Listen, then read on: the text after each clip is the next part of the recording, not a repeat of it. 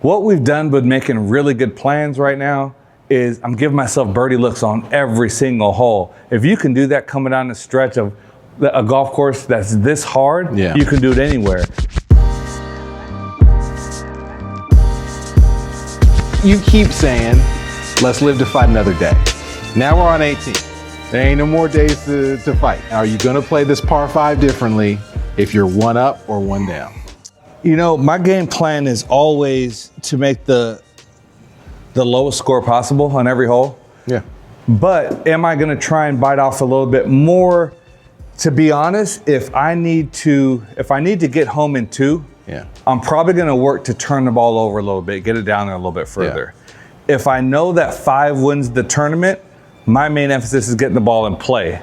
So I'm either gonna turn it over if I wanna get a little bit more out of it. We just probably birdied 3 of the last 3, so I may not need to birdie it. But you know, really again, it depends, and this is where the best players in the world are really good at knowing what they're doing at that moment.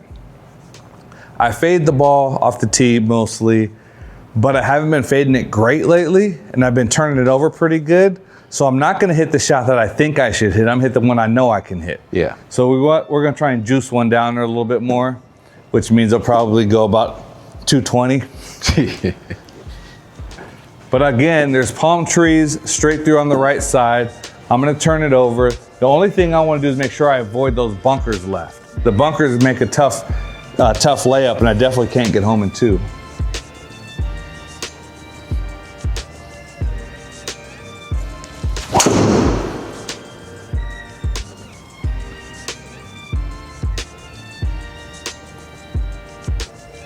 So my draw is a 6-yard fade on that one. But again, I had a good enough plan to where I bailed out. It went 280, 282. But again, like we said, live to fight another day. I went a little bit further than that. I got 280 to the hole.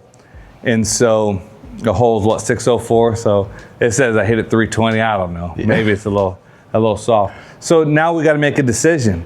Do I have to win this golf tournament? Am I going to send it? Am I going to lay it up? Layups are for basketball. We're going to send it. So now I've got to find out what's my cover number. And when I say covers, how far do I need to hit it to get over this part of the inlet here where I'm going to be aiming? So what you never want to do is hit a really good shot and end up in a bad position. So there's bunkers up the left side. To be honest, you know, unless I really had to make 3, I could probably cut a driver at the bunkers and try and let it run up and give myself a look for eagle. If I had to make 4, I may lay it up here and put a wedge in my hand and give myself a chance. I want to make sure that anything, I'm putting for a 4. If I hit driver off the deck, if there's a crazy wind, it's just in the first cut and it comes out a little hot and it doesn't move, the tournament's done. Right? So, you know, this is where we want to make sure that we're smart. We hit a good shot in there. Matter of fact, we're going to lay this one up. So we've got, if we look from our ball to the X here, which takes all the bunkers out of play, is 185 yards. 185 yards. It leaves us, you know, a little over 100 yards. Which gives us a good look for, look at birdie. So 185 yards. I'm gonna go ahead and just kind of hit a little chippy 6-iron down there. I can't just be careless because I have a 6-iron in my hand. I've got to make sure that I hit this the right way. So what I'm thinking now, probably different than a lot of people thinking, is in order to have a good wedge shot in, I don't want a lot of mud on this ball. So if I'm laying this up, I'm not gonna hit a big towering 6-iron. I'm gonna kind of hit one low. If there's any mud on it, it's gonna skip off of it. So I'm thinking on layups, when I'm laying up with an iron on a par 5 especially, I don't like laying up with anything straight up in the air. If I need to hit 170 yards, I'm gonna chip one 170 yards. So I wanna keep the mud off of the ball. So again, I'm just gonna go in between the 2 bunkers there.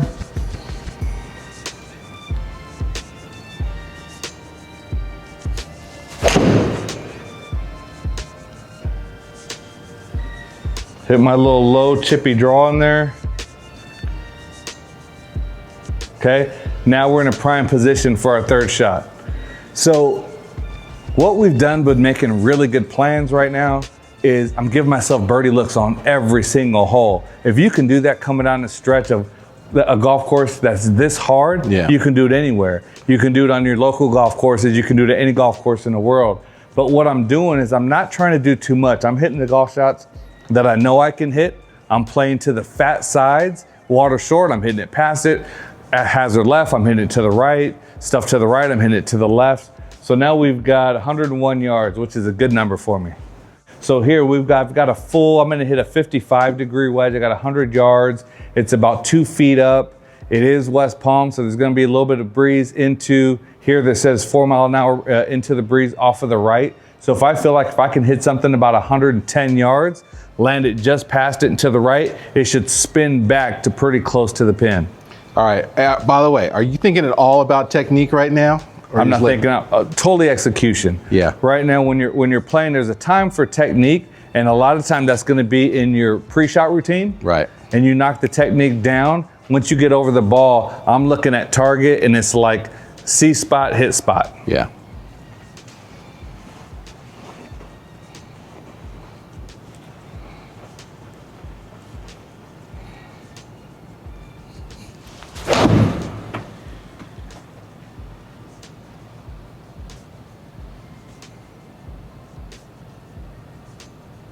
That's a good spot. Yep. So again, hit the shot that I wanted to hit it past the pin.